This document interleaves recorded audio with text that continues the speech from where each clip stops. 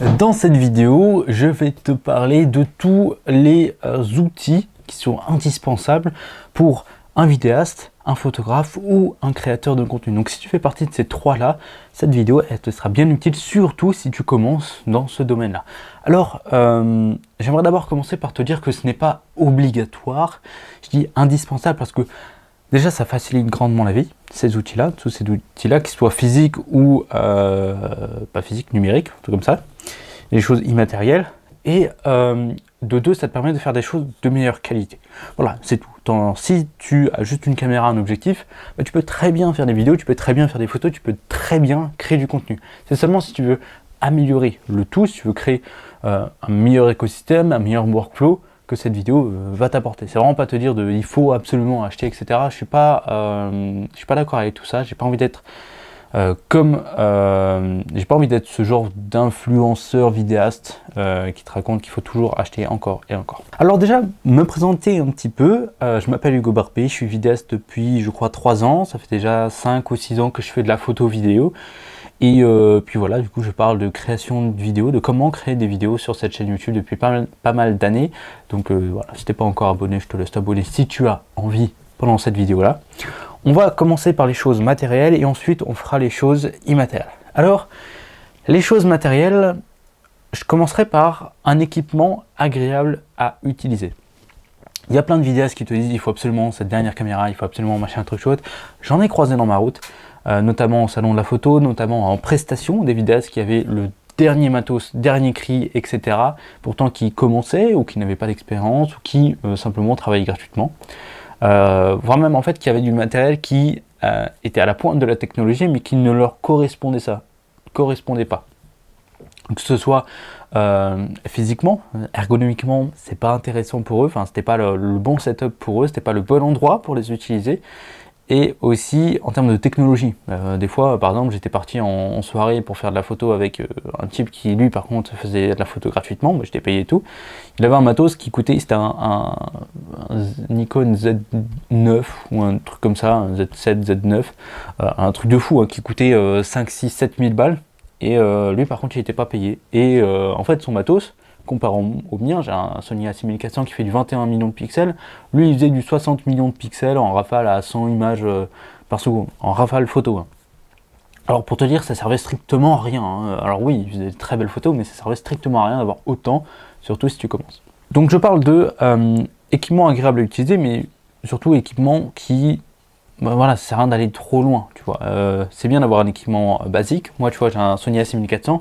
C'est un boîtier qui coûte 900 balles, pourtant je fais des devis à 2, 3, 5 000 euros pour des vidéos. Pourquoi? Parce que cet équipement-là, il me permet de faire des vidéos en 4K, en HD au ralenti en x4, de la photo, il est professionnel, il fait une belle qualité d'image, enfin voilà. Et c'est aussi pas ça qui, on va dire, fait la vidéo finale. Certes, ça fait la qualité, l'emballage, mais ça fait pas le fond. Deuxième chose matérielle que je te conseille d'avoir, c'est un stabilisateur. Alors moi, le mien, il est juste là-bas. On va aller chercher ça. Hop. Alors les stabilisateurs, récemment on a eu le RS4 Pro qui est sorti. Alors à l'heure à laquelle va sortir cette vidéo, ça va faire longtemps qu'il est sorti, je crois. Moi, dis-toi, on est en avril à l'heure à laquelle je tourne cette vidéo là. Ça c'est le DJI RSC2. Sincèrement, il m'a coûté 350 € et j'ai pas besoin d'aller plus loin. Alors moi je te conseille d'acheter un truc comme ça, c'est basique. En termes de technologie, c'est largement suffisant. En termes de poids, tu peux supporter, je crois, 2-3 kg, donc c'est largement suffisant. Et voilà, t'as pas besoin d'avoir les derniers non plus. Encore une fois, t'as pas besoin d'avoir tout le temps les derniers équipements. Tu peux très bien utiliser du matériel comme ceci. Ça reste professionnel, hein. C'est quand même très professionnel, c'est beau, c'est DJI, c'est nickel.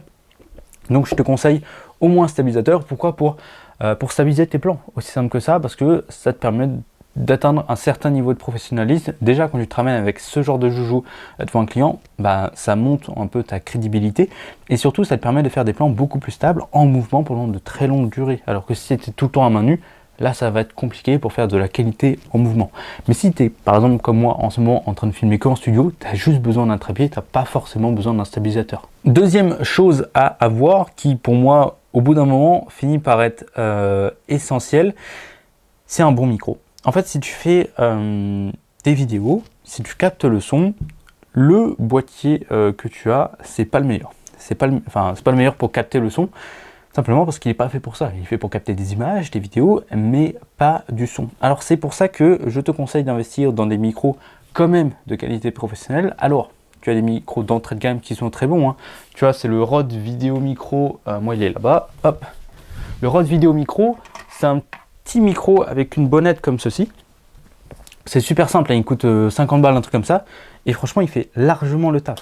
Alors sinon, si tu passes sur des interviews, je te conseille directement les micro-cravates. Alors, tu en as plein maintenant, que ce soit chez Rode, chez Holyland, chez DJI, avec les Mic 2 qui sont sortis, qui sont excellents. En fait, ça coûte 250, 350 euros maximum, mais ça te donne directement une qualité professionnelle sur laquelle tu peux t'appuyer pour filmer des gens, interviewer des gens, ou même capter le son ambiant. Alors, c'est pas moi qui l'ai, c'est le micro de Emma, elle a le Sony ECM E1 ou M1. C'est un micro d'ambiance omnidirectionnel, directionnaire avec plein de qualités différentes. C'est hyper intéressant quand tu es dehors, quand tu veux capter le son ambiant. Ça, c'est très professionnel. C'est le niveau beaucoup plus au-dessus que ça, mais écoute, je crois qu'il coûte 300 euros, un truc comme ça. Mais voilà, en tout cas, si tu en as besoin, je te conseille d'avoir ça. La suite, c'est, j'ai noté un AirTag. Alors pourquoi un AirTag? Simplement parce que nous, on voyage tout le temps avec des gros sacs à dos, etc. avec 5 à 10 000 euros de matériel dedans. Et si tu le perds, et ben là t'es baisé. Donc un AirTag, ça sert simplement à retrouver ton sac au cas où tu le perds, au cas où tu l'oublies quelque part, au moins tu sais où il est, c'est toujours intéressant d'en avoir. Ensuite, je te conseillerais un bon PC portable. Alors pourquoi un bon PC portable? Tu vois, moi j'ai cette petite machine de guerre là qui n'est pourtant pas suffisante. C'est un PC portable, pas une tour. Il y en a qui préfèrent les tours, il y en a qui préfèrent les portables. Chacun son choix en fait. Moi j'ai un Ryzen 7, 16 Go de RAM, une 3070 dedans, et c'est bon pour faire du montage assez complexe, etc. Mais dès qu'on commence à aller dans un gros niveau, c'est un petit peu plus chiant. Je te conseille quand même d'avoir un PC qui te permette de monter de manière fluide.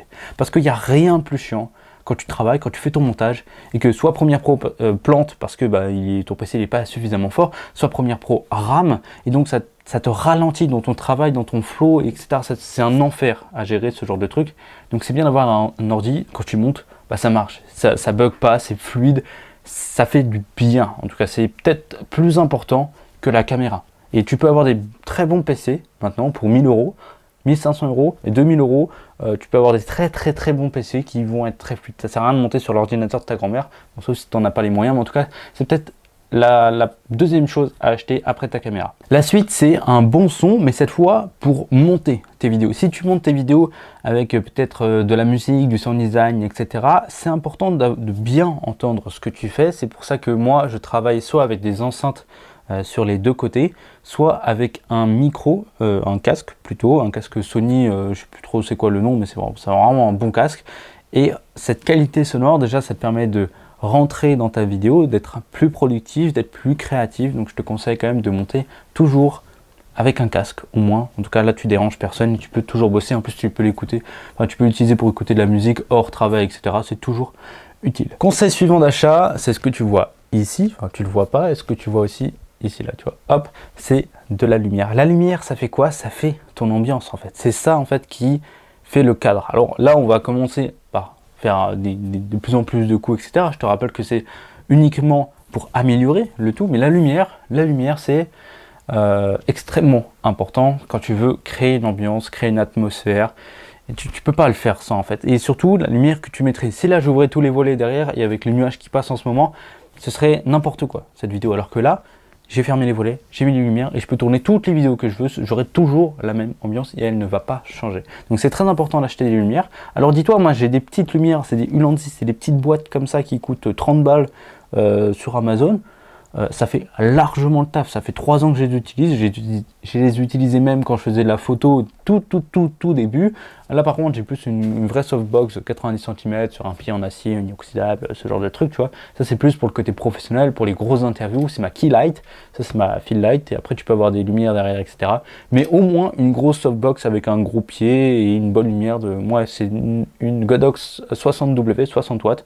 C'est largement suffisant, t'as pas besoin de plus pour commencer. Le tout il m'a coûté peut-être 200 euros le tout, trépied, softbox plus lumière. Ensuite on a les disques durs pour le stockage. Je te conseille toujours d'avoir énormément de stockage, que ce soit pour archiver, pour faire des doublures de tes vidéos au cas où un disque crash, et je te conseille d'avoir tout l'archivage en HDD pour avoir du gros stockage pas cher. Là récemment j'ai encore acheté un disque de 5 Tera à 125 euros, tu vois, c'est pas si cher que ça.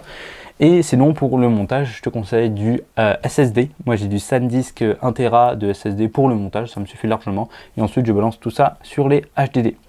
Et puis en dernier, alors c'est un petit truc, je sais pas où il est, ça s'appelle un lecteur de carte SD. Alors si tu es comme moi et que tu filmes beaucoup en 4K par exemple, il faut savoir qu'à la fin de tes tournages, tu te retrouves facilement avec 100, 200 gigas de données qu'il faut rapidement balancer sur les PC. C'est pour ça qu'utiliser ce petit truc, les derniers qui sont sortis, pas celui de ton daron, etc.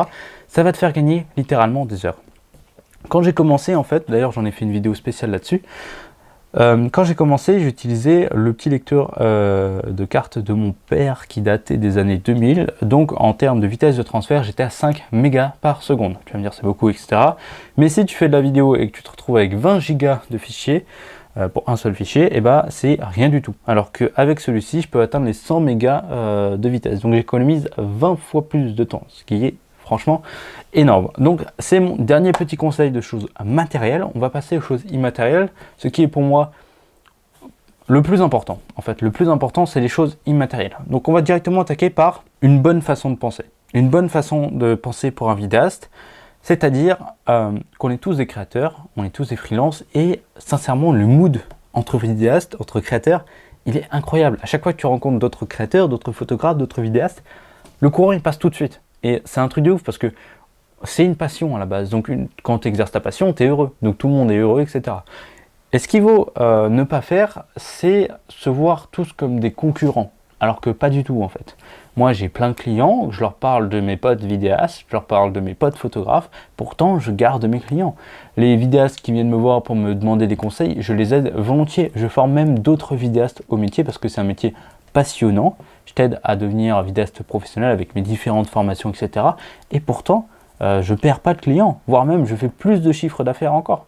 C'est incroyable. Il ne faut pas se voir comme étant des concurrents, mais plutôt des collègues, des créateurs, des amis même. Et j'ai pas mal de créateurs qui sont devenus mes amis. Même ma copine est devenue... j'avais une copine, elle est devenue créatrice. Voilà. Et du coup, elle ne me prend pas mes clients. Il y en a tellement en ce moment que voilà, ça ne sert à rien de se voir comme des concurrents. Donc ça, c'est la première chose immatérielle. La deuxième chose, c'est, ok, on est des passionnés. C'est bien de pratiquer sa passion, de s'amuser, de se faire plaisir quand on bosse.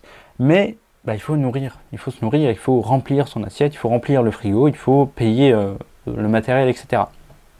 Donc pour ça, il faut faire des prestations. Il faut vivre de sa passion.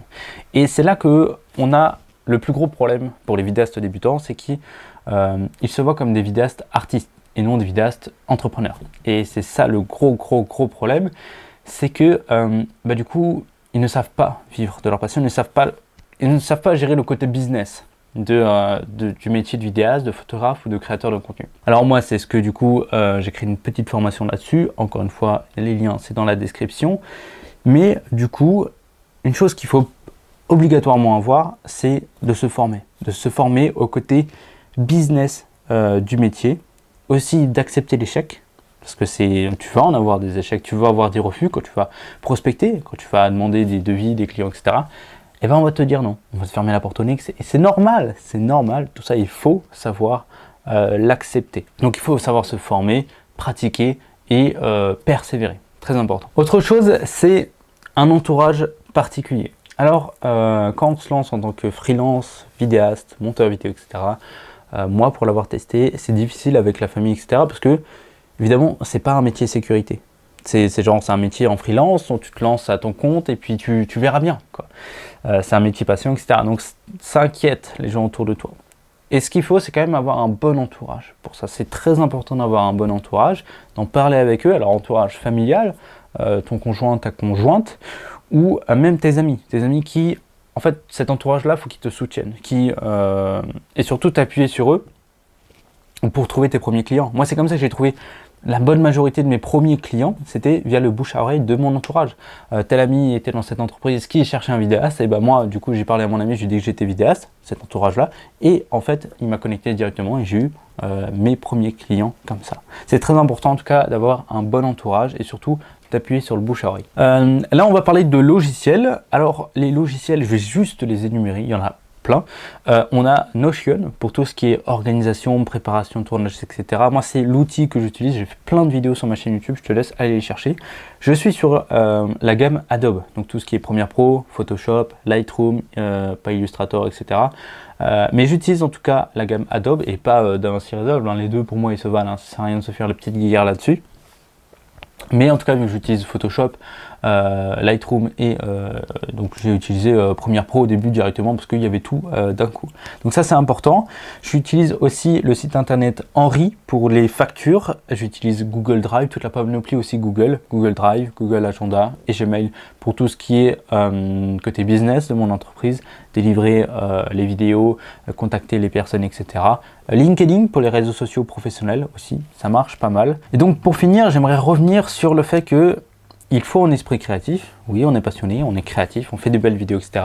Mais il faut surtout avoir un esprit de businessman. Et je sais que c'est difficile pour les personnes comme toi qui se lancent. C'était difficile pour moi au début parce que j'avais juste envie de faire des vidéos, pas de me prendre la tête avec des clients, pas de me prendre la tête à prospecter, pas de me prendre la tête à chercher des clients. Et pourtant, c'est ce qu'il faut faire. C'est ce qu'il faut faire et il faut se former. Alors, si tu ne sais pas trop te former, si tu ne sais pas trop où aller, comment faire, etc.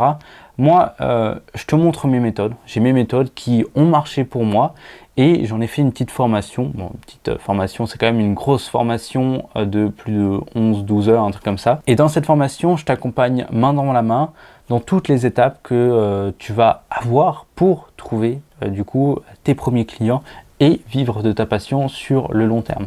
Donc il y a tout l'aspect administratif, on a aussi l'aspect de la prospection, la création d'une offre, d'un avatar client, la préparation d'un rendez-vous, le rendez-vous, le post-rendez-vous, la prestation, le post-prestation, la relance, etc., etc. Il y a tout ça, voire même tous les petits problèmes que tu vas avoir, parce que imagine, là un client il ne veut pas te payer, etc. Comment te protéger de là-dessus, comment faire un bon devis pour être protégé, tout ça tu le vois dans cette formation-là. Donc si ça t'intéresse, c'est dans le lien de la description. Si tu as envie d'en savoir plus déjà sur les étapes, j'ai créé une grosse masterclass d'1 heure et 8 minutes dans laquelle je te parle de tout ça. Encore une fois, c'est dans la description.